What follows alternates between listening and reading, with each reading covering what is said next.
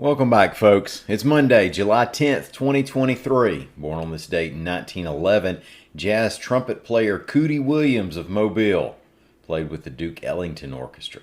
Today we have a Whitewater Park, a possible GOP debate, the worst highway to break down on, and a misplaced beer billboard. I'm Mike Morgan, and we're down in Alabama.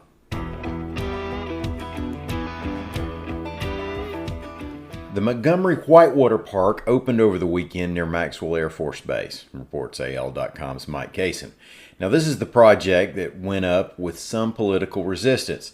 It began with an estimated $50 million price tag, but stop me if you've heard similar stories before, it ended up costing $90 million to build.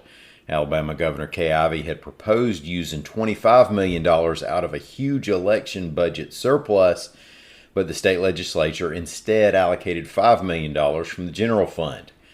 The park is free to enter, but there are fees for rafting and kayaking the two whitewater channels. Now, reportedly, you end up spending about an hour on the water for a guided tour. Now, in addition to the rafting and the kayaking on the site, there's a restaurant, a bar, yoga, and, of course, more people there to sell you stuff. A spokeswoman for the Alabama Republican Party has said a primary presidential debate in the state has not been confirmed, reports AL.com's Jeremy Gray. A CNN reporter last week quoted GOP hopeful Nikki Haley saying that after the Republicans' August debate in Wisconsin, they'll do it again in September at the Reagan Library in Simi Valley, California, and then in October in Alabama. So we'll see. Meanwhile, frontrunner and former President Donald Trump has said he might sit out the Milwaukee debate and compete against it with his own event. Avoiding debate seems to be a trend among political frontrunners, of course, who may feel they have more to lose than gain by being challenged by the other candidates. Also, as the Associated Press reports, the Republican National Committee wants candidates to promise to support the eventual party nominee. Florida-based Gunther Mitsubishi did a recent survey to find out on which roads U.S. drivers most feared breaking down.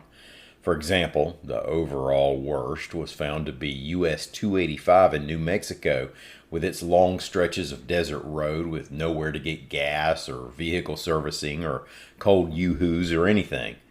AL.com's William Thornton reports that in Alabama it was Highway 431. Which runs north and south, mostly on the eastern edge of the state near the Georgia state line. Even though it touches cities such as Huntsville, Gadsden, Anniston, Opelika, Eufaula, and Dothan, there are stretches that'll make you nervous if your low fuel light comes on. The survey also points out that Alabama summer temperatures make being stuck on the side of the road downright dangerous. A billboard went up recently in Macon, reports AL.com's William Thornton, that had a picture of a Miller Lite can and the state outline of Alabama and the words, "Tastes like Miller time, Alabama." Now, we don't mean it went up in Macon Quarters, Alabama, in Calhoun County. And we don't mean it went up in Macon County, Alabama, home of the Tuskegee Golden Tigers. We mean it went up in Macon, Georgia. And many geography majors will tell you that Macon, Georgia, is not in Alabama. It's a long way from Alabama, an hour 45 from Phoenix City, and that's if you keep it near the speed limit. Now, finding yourself in the wrong state when you put up a beer sign probably tastes like too much Miller time. As a matter of fact, at that point, you could be into Miller overtime. Local folks in Macon did notice the issue, and the sign was quickly taken down on Friday.